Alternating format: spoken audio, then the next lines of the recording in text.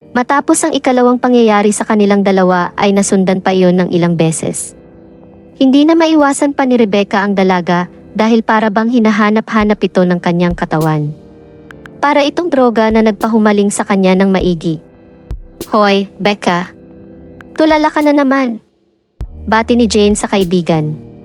Tumikim si Rebecca at umayos ng upo. Nabili mo ba? Ayan. Ipinatong ni Jane ang iced coffee na pinabili ni Rebecca. Naupo siya sa tabi nito. Ano ba ang nangyayari sa'yo? Bakit parang napapadalas ang pagkakape mo, ah? Hindi agad nakasagot si Rebecca. Hindi naman talaga siya mahilig sa kape. Mas gusto niya ang milk tea. Ngunit magmula nga noong makasama na niya si Sam ay palagi na siyang napapakape. Ilang beses niyang pinigilan ang sarili, ngunit hindi naman niya mapigilan ang sarili. Wala, matipid na sagot niya. Ah, nag-text na ba sa'yo si Miss Sam? Natigilan si Rebecca at biglang binundol ng kaba. Ha? Sino? Kunyari ay hindi niya ito kilala. Si Miss Sam. Iyong nurse natin sa clinic. Bakit naman siya magti-text sa akin? Ngumiti ng malapad si Jane.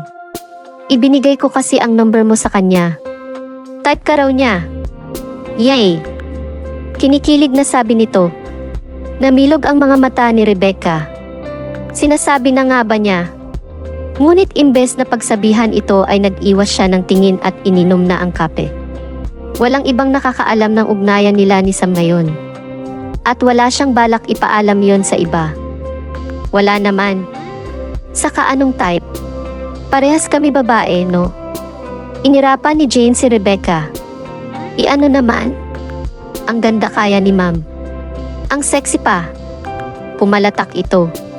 Sayang nga, ikaw ang type. Ready pa naman ako sana sa kanya. Ano? Bahagyang tumaas ang boses ni Rebecca. Napakislot si Jane at gulat na tumingin sa kanya. Type mo siya. Napangiwi si Jane. Ha? Ko naman. Lesbian yon si Maam. Kaya nga ako pumunta sa clinic para, stop. Nurse yon sa school natin, Jane. Wag na siya ang patulan mo, okay? Ang oe mo. Hindi mo ba narinig ang sinabi ko? Ikaw ang type niya. Kaya kahit na maghubad ako sa harapan noon ay hindi pa rin ako ang papansinin. Muling kumalma si Rebecca. Bigla kasi siyang nakaramdam ng inis dahil sa sinabi ni Jane. May balak pa ata itong agawa siya kay Sam. Natigilan ulit si Rebecca. Bakit pa niya iniisip na may agad sa kanya kay Sam? Iwala naman silang relasyon. Bigla siyang nanlumo. Jane, paano mo nagagawa yon? Ang alin? Sex. Hindi mo ba gusto ang mga nakakasex mo? Ha? Gusto naman. But it's just the sex. Just the sex. Ano yon? Pagkatapos niyong magtikiman ay tapos na. Wala na kayong pakialam sa isa't isa. Oo naman. Ano ka ba? Minsan kasi ay lumabas ka rin sa mundo. Ha? Balik tayo sa club, bet mo. Naningkit ang mga mata ni Rebecca. No. Dami mong tanong, Humigna ng malalim si Rebecca. Kasi, ang sex ay sagrado at para lang sa mga mag-asawa. Okay. Kung mayroon na babae sa babae, lalaki sa lalaki. Pero hindi ba dapat gagawin mo ang sex sa iisang tao lang? Sa taong mahal mo lang? Biglang natawa si Jane. Friend, gumising ka na. Ang sex ngayon ay parang libangan na lang. As long as safe ka at malinis. Wala kang problema. Kinilabutan si Rebecca sa mga sinabi ni Jane. Hindi niya makita ang sarili na gagawin niya iyon. Mapababae man o lalaki ay mas gugustuhin niyang sa isang tao lang siyang makikipag-sex. Ang hirap naman niyang sinasabi mo. Hindi ka ba natatakot?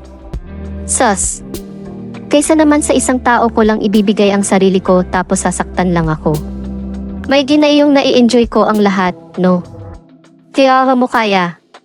Inirapan ni Rebecca ang kaibigan kaya lalo itong napanguso. Alam mo ikaw, hindi na kita maintindihan.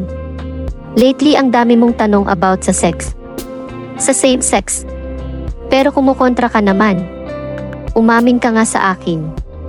Crush mo na ako, no? Halos maibuga ni Rebecca ang iniinom niyang kape.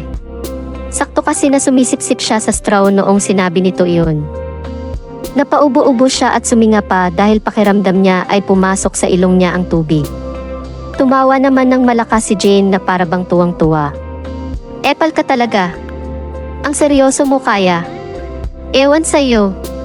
Halika na nga at mahuhuli na tayo sa klase natin. Oo na. Pero daan muna tayo ulit sa klinik. Muling kinabahan si Rebecca. Sa klinik? Bakit na naman? May masakit ba sa'yo?